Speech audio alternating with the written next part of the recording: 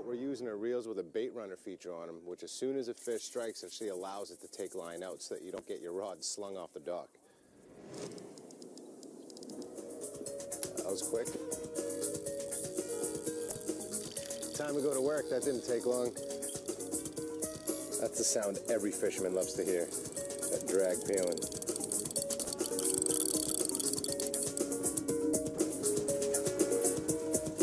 See, I tail hooked this one.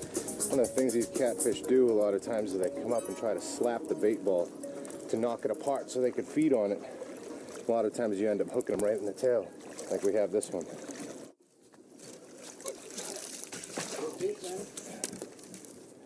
Not exactly the winner of any beauty pageants.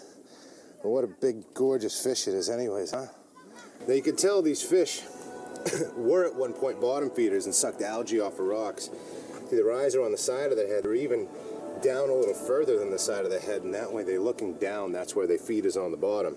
This is a great fish, but not exactly the giant we're looking for. Gorgeous, huh? Let's see if we can't do that again. The bait ball is the secret to catfish success. The magic ingredient is similar to grenadine, added to the rice husk flour.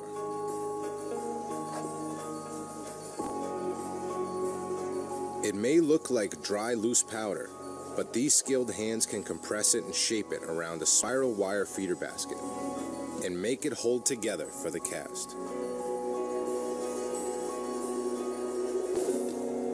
The consistency is actually very similar to what we'd use for carp fishing back home or anywhere else. And actually tastes what you would think a wheat thin batter is made out of. Like a dog biscuit, essentially. Yeah, it's like dog. It's like dog food. Yeah.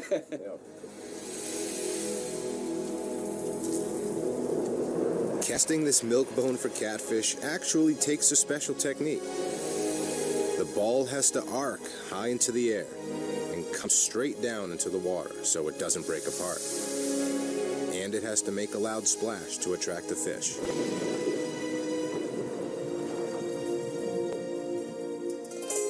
Even with the bait runner feature on the reel, it's nerve-wracking just to lay the rod on the dock. There it is. Might be a better one.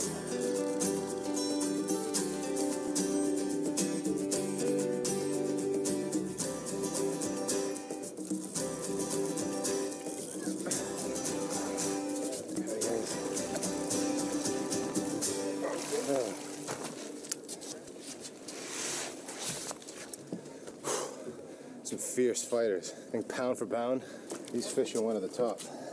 You can see where they get all the power from is this big broad tail. It's one hell of a propeller.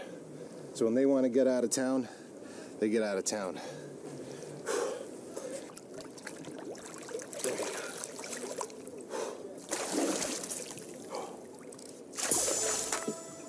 Well, that's not half bad. Now it's my turn to see if I can form this breadcrumb bullet on my own. Forming and launching this breadcrumb bomb isn't nearly as easy as it looks, but after a half day of practice, I've got it pretty darn close to perfection. It's strictly catch and release here, with no live bait allowed, and a far cry from running out balloons with mackerel under them and chumming, the way it's done back home for tuna.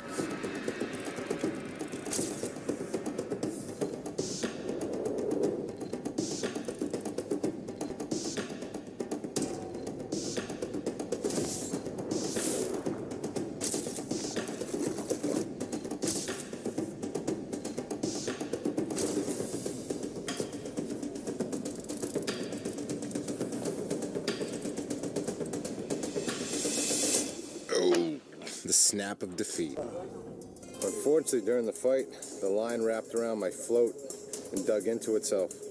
But I couldn't reel it up past that float, trying to palm the spool and keep the fish from swimming underneath the dock. Parted that line. You could see where it was all bound up on itself. That was a shame. A shame, yeah, because that could have been a 100-kilo cat on the line. All there is to do now is keep on fishing.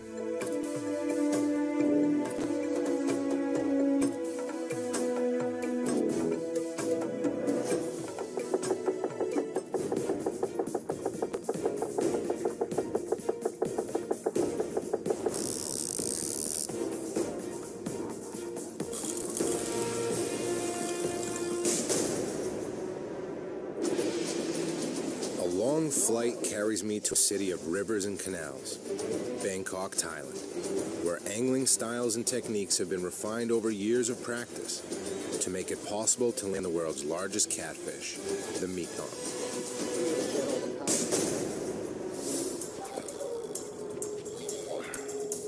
There he is. Feels like a good fish. Never gotten to the point where I wished I didn't get a bite.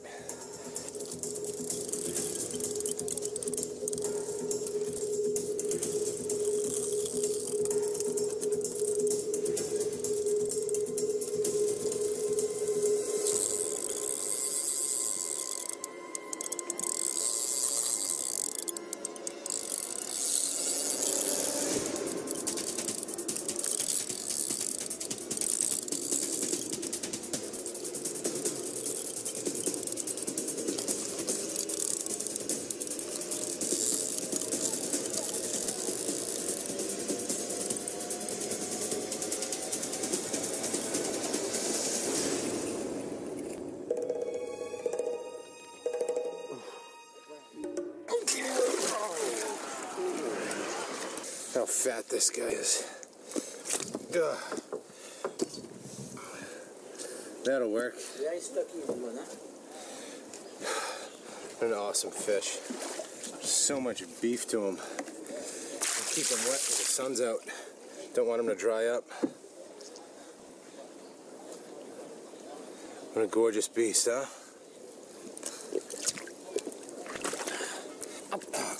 Yes. Yes. Now that right there, monster Mekong catfish. This makes all the days of travel, strange foods and strange places, learning new techniques from new friends and a new culture, all well worth it. Ready to put him back in. Here.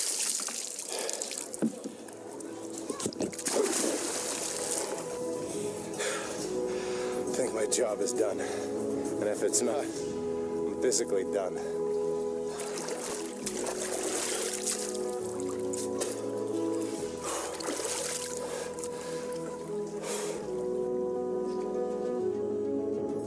Coming to this faraway place has opened my eyes to parts unknown.